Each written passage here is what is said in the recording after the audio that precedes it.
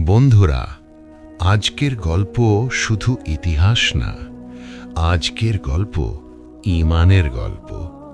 আজকের গল্প কষ্টের ভিতরে লুকোনো আলো। আজকের গল্প এমন একজন মানুষের যার শরীরকে হারানো গিয়েছিল, কিন্তু যার আত্মা কখনো হারেনি।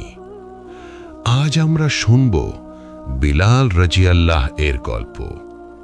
একজন মানুষ যিনি দাস ছিলেন, কিন্তু যার নাম আজও সম্মানের সাথে উচ্চারণ করা হয়।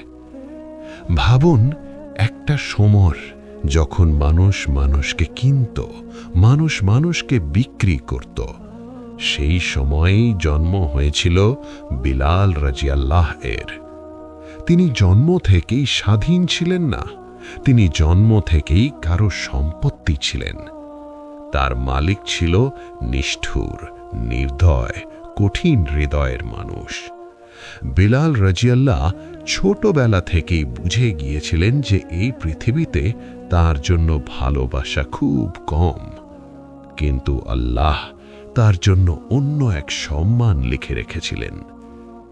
যখন তিনি প্রথম শুনলেন এক আল্লাহ, এক সৃষ্টিকর্তা, সব মানুষ সমান, তার হৃদয়ের ভিতরে কিছু বদলে গেল।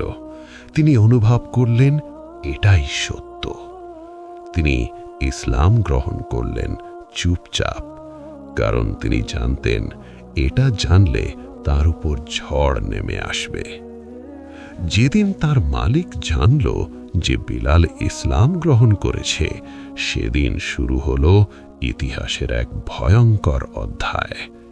তাকে এনে নিয়ে যাওয়া হলো মরুভূমিতে। তপ্ত বালু, জ্বলন্ত সূর্য, শ্বাস নেওয়া কঠিন, গরম বাতাস। তাকে শুইয়ে দেওয়া হলো বালুর উপর। তার বুকের উপর রাখা হলো একটা বিশাল পাথর। ভাবুন, শ্বাস নেওয়া যাচ্ছে না, চোখে সূর্যের আগুন, শরীর পুড়ে যাচ্ছে। তখন তারা বলতো, ইসলাম ছাড়ো, মুহাম্মদকে অস্বীকার করো।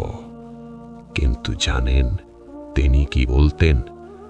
ধীরে কষ্টে শ্বাস নিতে নিতে তিনি বলতেন, আহাদ আহাদ, আল্লাহ এক, আল্লাহ এক। প্রতি তার শব্দ ছিল আগুনের ভিতরে দাঁড়িয়ে থাকা ঈমান।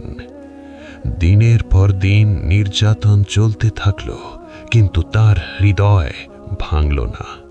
তার শরীর দুর্বল হচ্ছিল, কিন্তু তার ঈমান আরো শক্ত হচ্ছিল। একদিন একজন মহান সাহাবী এই দৃশ্য দেখলেন।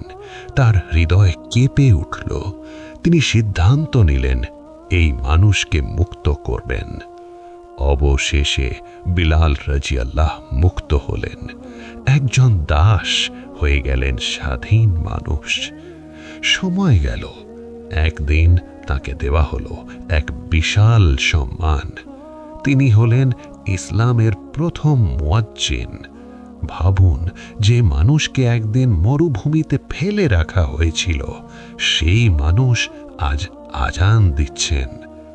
রাসূলুল্লাহ তাকে খুব ভালোবাসতেন, কারণ তিনি জানতেন এই মানুষ ঈমানের জন্য সব দিয়েছে।